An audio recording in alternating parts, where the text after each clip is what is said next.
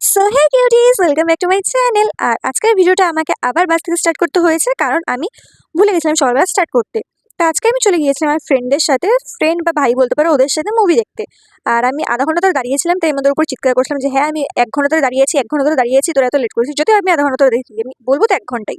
তারপর আমাদের পার্সোনাল র্যাপিডো মানে শাহান আমাদেরকে নিয়ে যাচ্ছিল। আমি বারবার বলছিলাম ভাই আমার চুল খারাপ হয়ে গেল, ভাই আমার চুল খারাপ হয়ে গেল।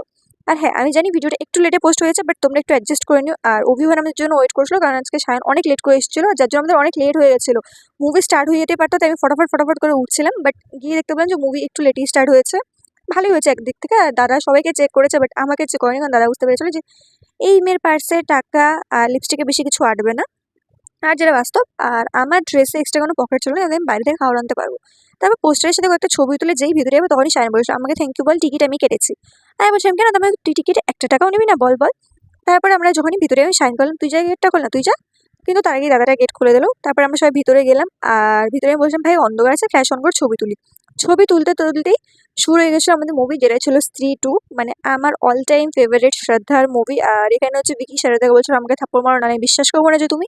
আর শ্রদ্ধা যখন থাপ্পড় মারে, তখন বিকি একদম সত্যি সত্যি খুশিতে পাগল হয়েছিল যে হ্যাঁ ওর স্ত্রী চলে এসেছে। হ্যাঁ, আমি এখানে বেশি পার্ট অ্যাড করতে পারিনি, কারণ কপিরাইট পড়ে যেতে পারে, মেবি এটাতেও পড়তে পারে। আমি অনেক রিস্ক নিয়ে পোস্ট করছি জিনিসটা। বাট এখানে আমি সবথেকে মজা পেয়েছিলাম যখন শ্রদ্ধা নিজের চুলটা খুললো, কারণ একটা টাইমে আমারও এরকম লম্বা চলছিল, এতটা ছিল না, বাট হ্যাঁ কোমর অব্দি তো ছিল।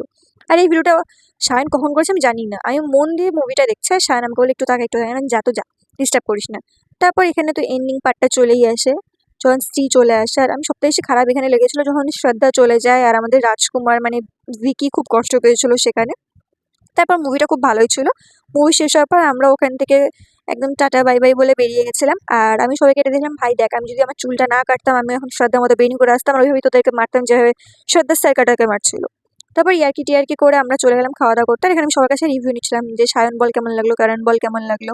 আর হ্যাঁ, অভি আসতে পারিনি, কারণ অভির শরীরটা একটু খারাপ হয়ে গেছিলো, তো বাড়ি চলে গেছিলো। সেটা এমনি সকাল থেকে জ্বর ছিল, তো আমরা চলে এসেছিলাম বিরিয়ানি খাওয়া দাওয়া করতে। আর আমরা ভালোই গল্প গুজব করে খাওয়া দাওয়া শেষ করলাম। আর এখানে কারণ আগে স্টার্ট করে দিয়েছিল, মানে আমরা কেউ ছবি একটা সিঙ্গেল ছবি তুলে ও আগে খাওয়া দাওয়া স্টার্ট করে দিয়েছে।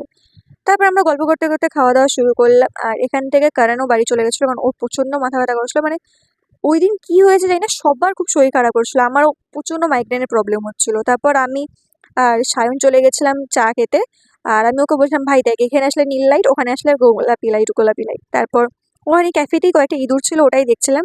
তারপর আমি একটু নাটক করেছিলাম টেরেং টেরেং করে, কারণ চা খেয়ে একটু এনার্জি পেয়ে গেছিলাম। আর কোথাও যাবো চা খাবো না, এটা তো হতেই পারে না। তারপর শানকে বললাম চ এখান থেকে এবার বেরোই, কারণ আরও কাজ আছে।